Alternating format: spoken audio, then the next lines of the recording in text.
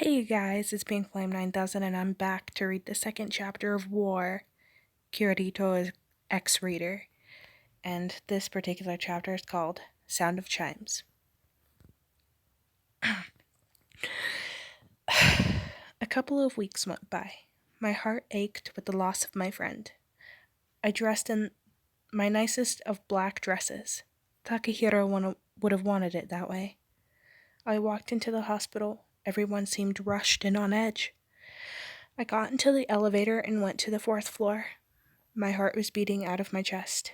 I could hear wind chimes echoing in the hallway as I entered Takehiro's hospital room.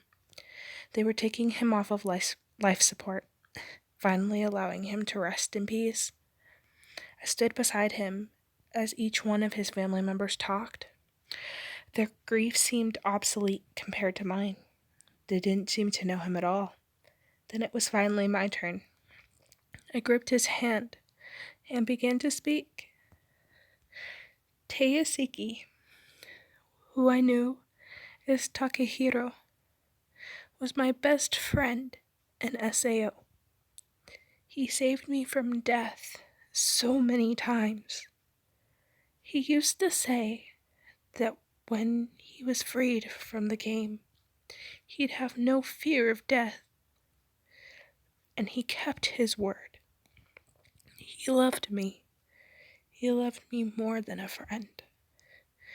And I didn't love him back. I tried to choke back tears before continuing.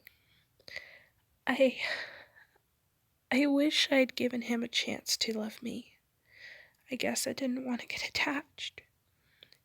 I will miss him. I'll miss you, Takahiro. You'll always be in my heart.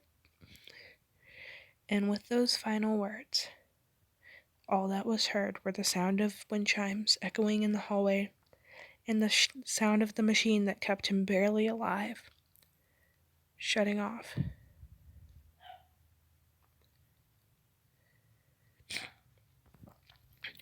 I'm going to pause here.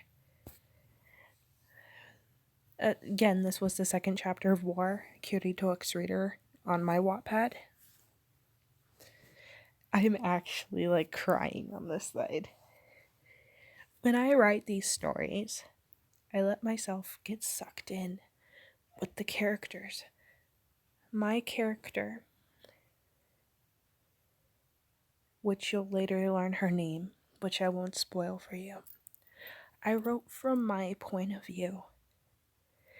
If I was to lose the person I'm in love with right now, I don't know how I would take it.